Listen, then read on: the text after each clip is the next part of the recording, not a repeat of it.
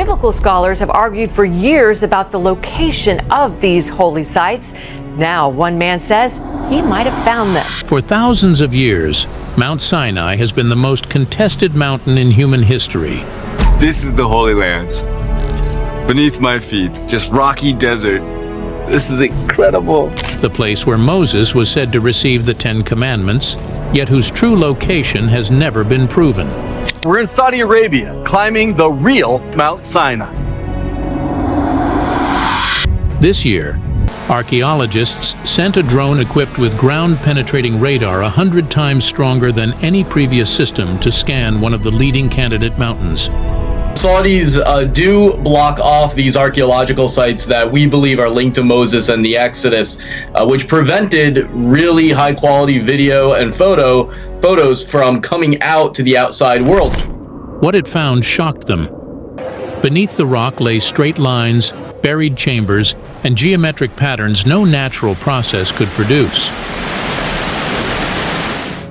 If confirmed, these scans may rewrite the entire Exodus story. The Forbidden Mountain.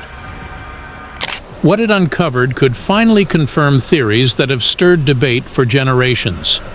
When the drone passed over the mountain, it did more than capture images. It revealed shapes beneath the rock, straight lines, buried structures, and geometric patterns that did not occur naturally.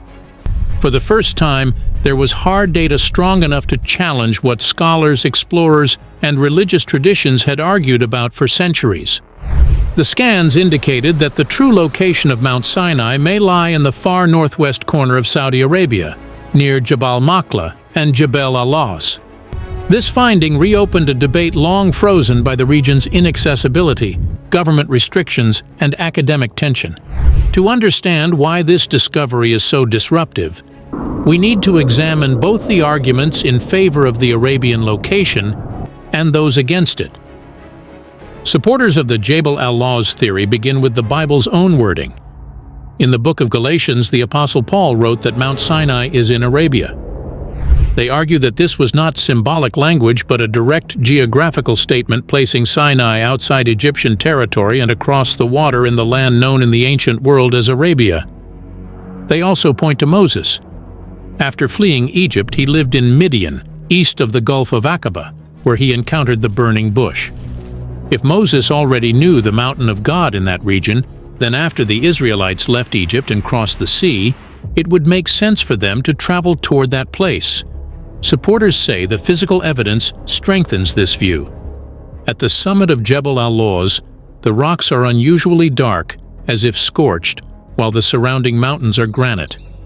They connect this to Exodus 19, which describes the mountain shaking, smoking, and burning when God descended upon it. Near the mountain's base is a massive boulder split cleanly in half, with a smooth channel between the pieces, and the surrounding landscape shows signs of heavy water flow, despite being one of the driest regions today.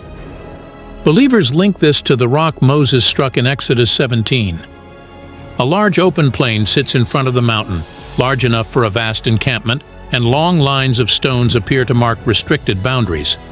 Supporters say these match the warnings given in Exodus, where the people were told not to touch the mountain, or they would die.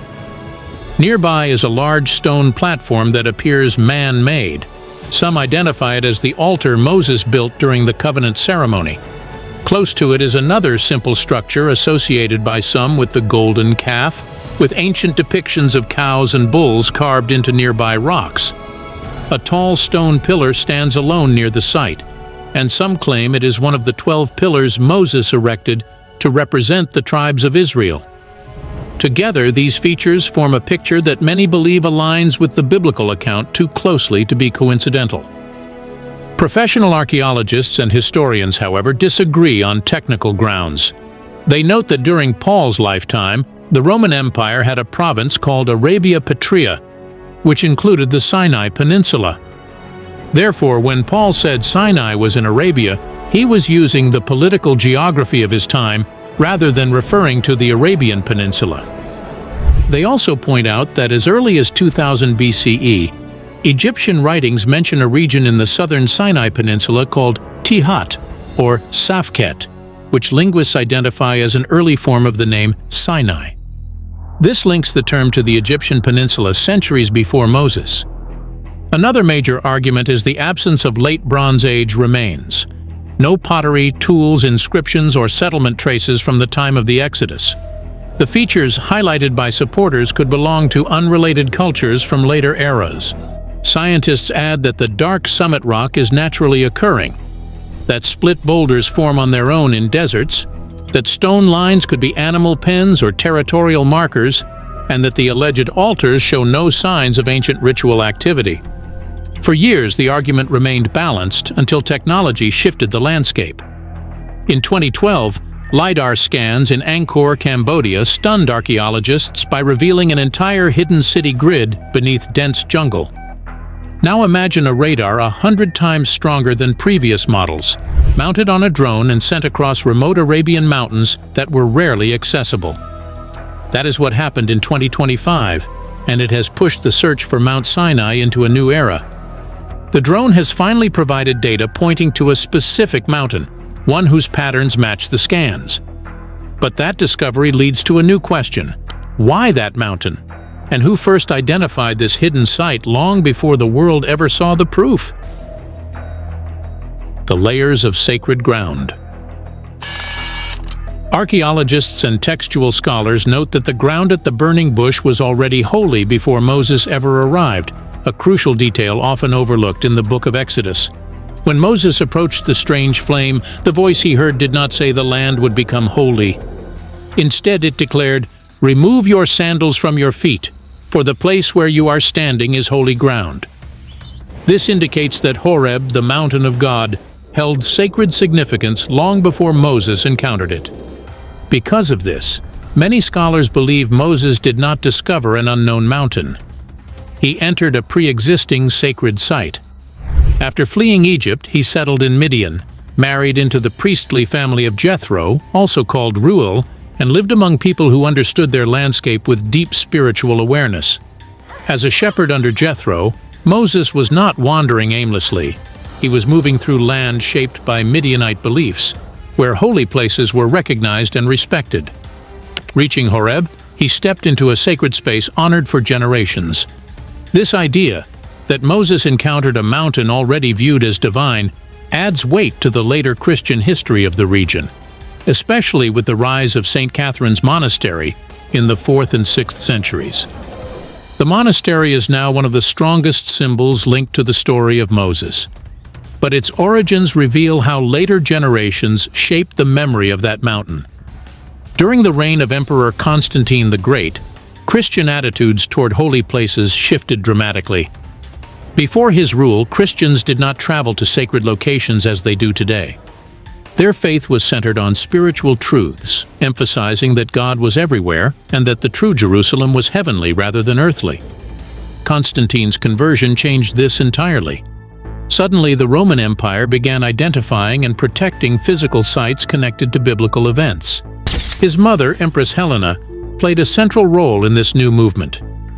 Around the year 326 CE, she traveled across Palestine and nearby regions, searching for places tied to the life of Jesus and other key biblical moments.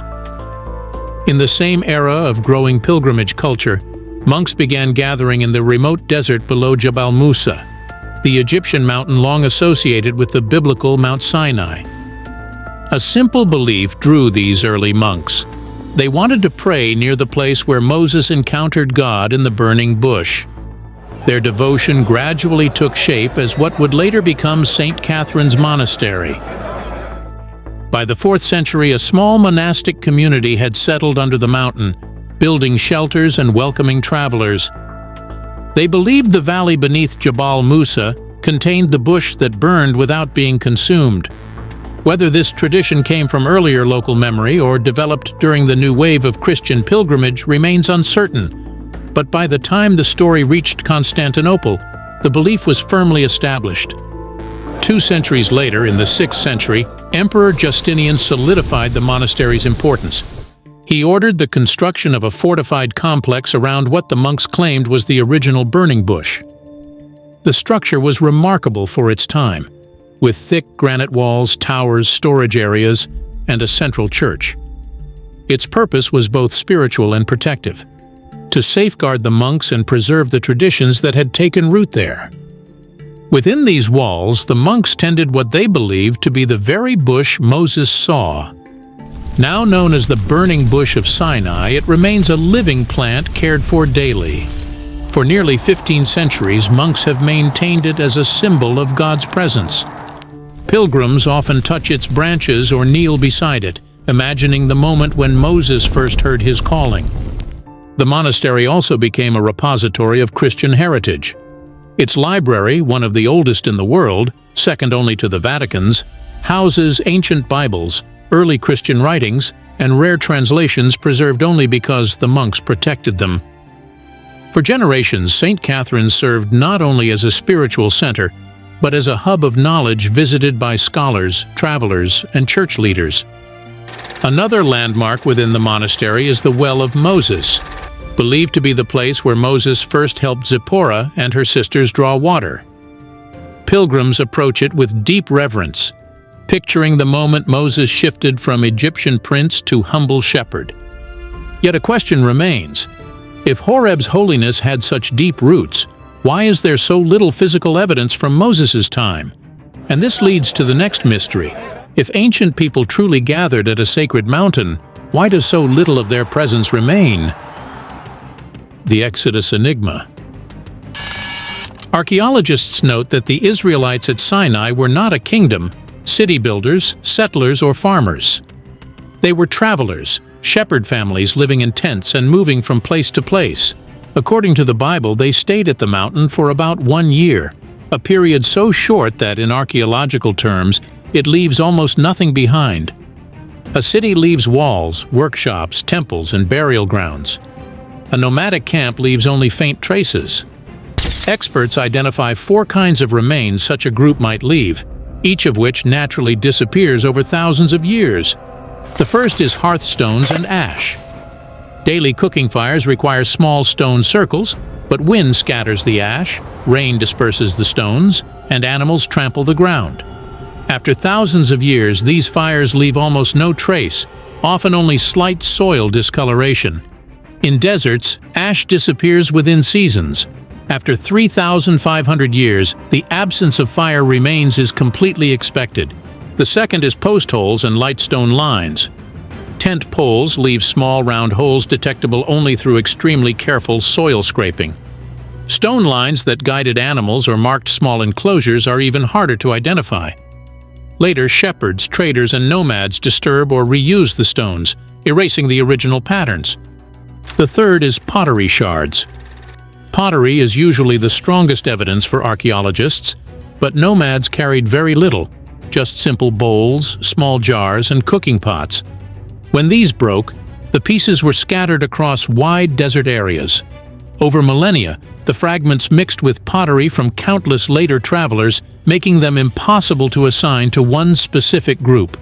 The fourth is buried waste and latrine pits.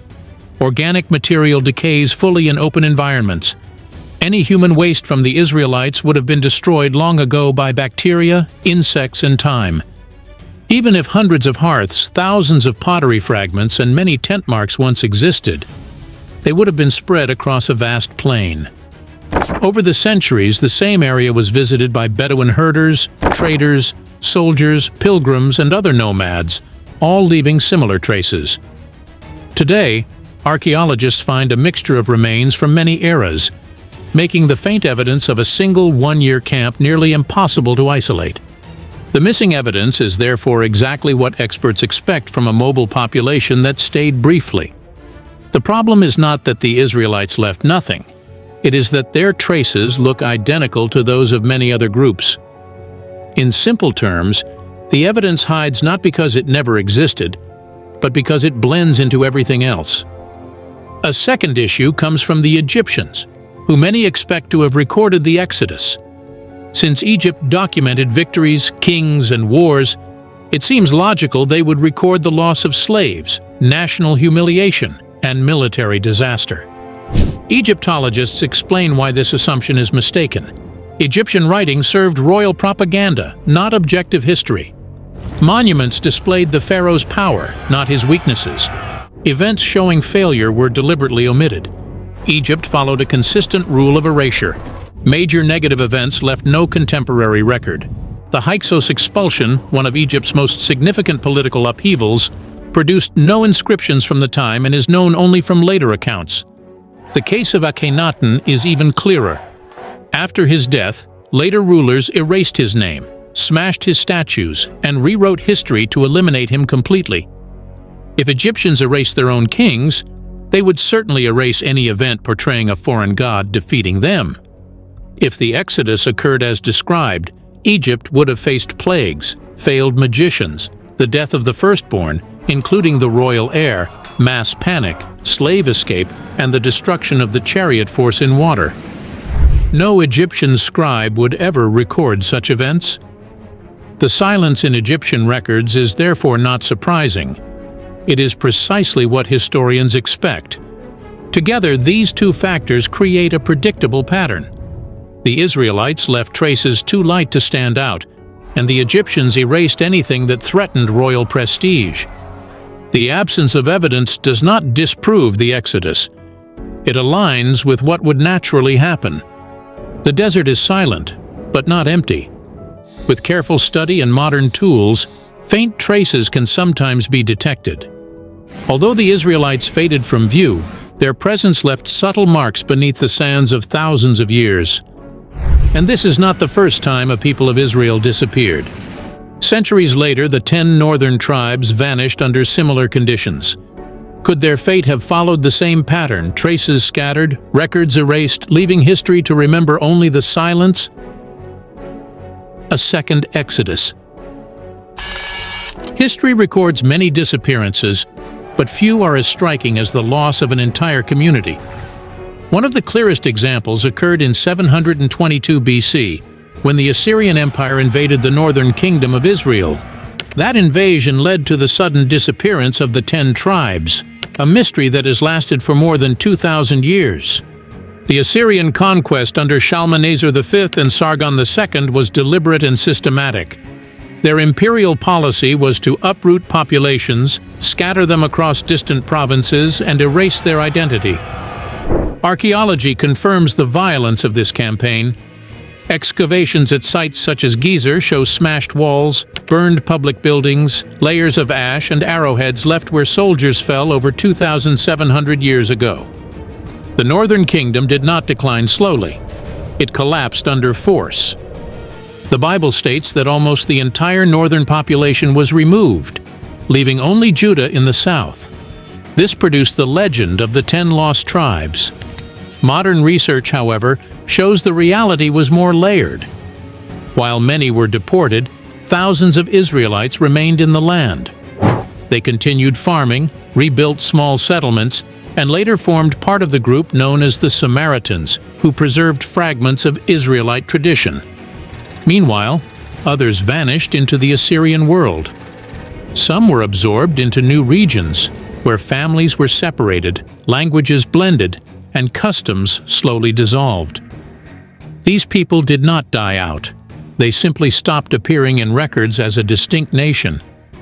Their disappearance through assimilation, survival without identity, is the heart of the mystery. The Assyrian exile forms a clear parallel to the Exodus. In the first case, the Israelites left Egypt and disappeared into the desert, leaving almost no physical evidence. In the second, they were removed from their homeland and dissolved into a foreign empire, leaving almost no cultural trace. One disappearance is geographic, the other is demographic. Together, they show how an entire population can fade without leaving ruins behind. Over time, traditions suggested the tribes did not remain in Assyria. Some may have moved eastward along the desert trade routes linking Mesopotamia and Arabia. These routes, including the incense and silk roads, were marked by caravanserais, fortified inns spaced roughly 30 to 40 kilometers apart. They offered shelter, water, and markets along otherwise harsh desert corridors. If small groups of exiles traveled through these areas, their remains would blend with the countless traces of traders, nomads, and pilgrims who used the same paths. This possibility connects both disappearances to the same landscapes.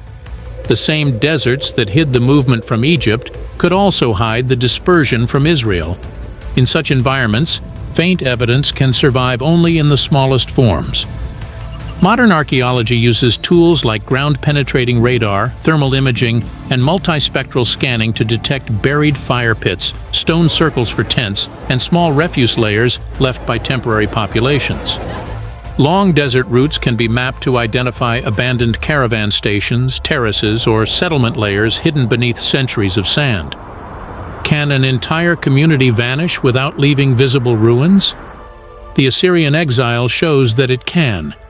And if the silence surrounding the lost tribes is understandable, then the silence around the Exodus becomes easier to interpret. Recovering even the smallest traces of these movements could provide the first physical clues to one of history's oldest mysteries. Cities in the sand. Archaeologists working in northwestern Arabia have uncovered settlement traces that shed light on the Midianites, the people among whom Moses lived before the Exodus. The Midianites were a semi-nomadic population active from the Late Bronze Age into the early Iron Age. Their presence is marked not by large cities, but by small encampments, mining outposts, and tradeway stations. Excavations reveal structures built on simple stone foundations, often only a few meters wide, along with enclosures used for livestock. Most sites cover just a few hectares, reflecting a lifestyle based on mobility rather than permanent settlement. A major line of evidence comes from Midianite painted pottery. Identified by its red-on-buff colors and geometric designs, this ware has been found at numerous locations in the region. Sherds scattered across former habitation areas serve as dependable chronological markers. Radiocarbon dating of associated hearths and organic remains places many of these sites between the 15th and 13th centuries before Common Era, a period that aligns with traditional timelines for the Exodus. The pottery is utilitarian yet shows consistent local craftsmanship, indicating a ceramic tradition adapted to mobile living. Industrial activity appears alongside domestic remains. Excavations have uncovered smelting debris, including slag and furnace fragments, confirming the extraction and processing of copper and other metals. Historical sources describe metalworking as characteristic of this region, and archaeological evidence supports that record. Mining sites were situated near seasonal water sources with small settlements forming around these industrial hubs.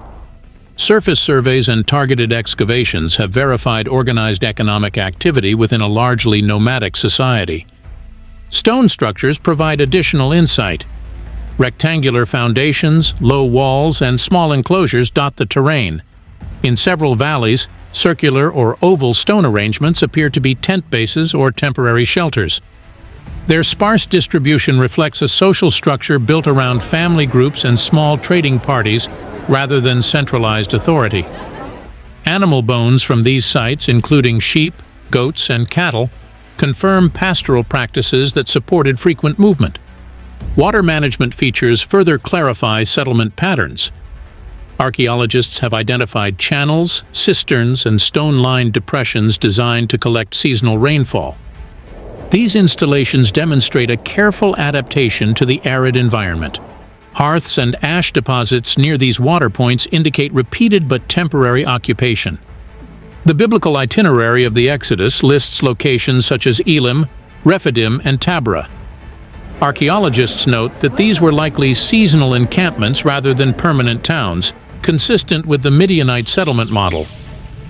Sites that correspond geographically to these locations contain minimal architecture, scattered pottery, and hearth remains, suggesting movement guided by water, grazing, and established trade routes.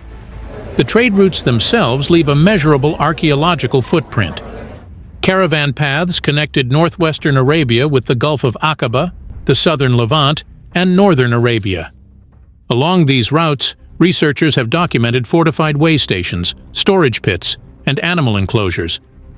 The presence of Midianite artifacts along these corridors confirms their participation in regional exchange networks.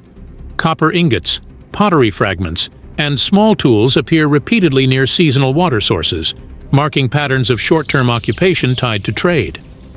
Rock art and inscriptions add cultural context. Petroglyphs depicting animals, humans, and geometric figures appear across the region, offering glimpses into the symbolic world of the inhabitants. These findings raise an important question. If the Midianites already recognized sacred sites in the region, how might this pre-Israelite reverence have influenced the rituals and events later associated with Mount Sinai? The name and the fire. The name of the mountain offers the earliest clue to its significance long before the Israelites arrived. Some scholars trace the name to Sin, the Mesopotamian moon god worshipped across Mesopotamia and by early Semitic groups, suggesting that the mountain may have served as a lunar cult site centuries before the biblical narrative. This interpretation aligns with the orientation of certain peaks and high points toward celestial cycles, a common feature of early Semitic religious sites. Another explanation links the name to the Hebrew word Sinai, thorn bush, recalling the burning bush in Exodus. According to this view, local vegetation, especially acacia and other thorny shrubs that burn easily, may have inspired associations with fire. A third interpretation situates the mountain within the wilderness of Sin, a name possibly referring to clay or mud and reflecting the environmental character of the surrounding desert. Although the meanings differ, each interpretation points to a long-standing pre-Israelite reverence for the mountain and its use in ritual or symbolic practices. The biblical narrative emphasizes the unique nature of the tablets given to Moses. Exodus describes them as inscribed by the finger of God, distinguishing them from human-made inscriptions. The first set was broken when Moses confronted the Israelites worshiping the golden calf, an act that violated the covenant. Jewish tradition maintains that Moses preserved the fragments and placed them beside the intact second set in the Ark of the Covenant, symbolizing both the continuity of divine law and the reality of human failure. Physical traces connected to this narrative appear at the mountain's base. Archaeological surveys have identified stone platforms, enclosures, and foundations that may have served as altars or ritual spaces corresponding to biblical descriptions of covenant ceremonies and sacrificial practices. Hearths, stone-lined pits, and concentrations of small stone arrangements indicate temporary cooking areas and livestock pens. Simple pottery fragments confirm human presence, while scattered animal bones suggest ritual or domestic activity. Though modest, these remains match the expected footprint of a mobile community performing religious rites in a desert setting. The burning bush episode may reflect both symbolic meaning and natural processes. Thorny shrubs such as acacia contain oils that ignite easily, and desert conditions occasionally produce fires triggered by lightning or spontaneous combustion. Such burning could have appeared extraordinary to ancient observers. Archaeologists have documented scorched rock surfaces and charred plant remains typical of intermittent desert fires, providing a physical context for the fiery phenomena described in Exodus. The mountain's broader significance is reinforced by its geography. Its prominent peaks, striking coloration, and position along travel routes would have made it a recognizable landmark. Sacred mountains throughout the ancient Near East often served as gathering places for rituals, oaths, and celestial observations. Stone pillars and altars found at the site follow patterns seen in other Bronze Age ritual centers, where mobile groups left durable markers to signal territory, sacred activity, or the approach to a holy place.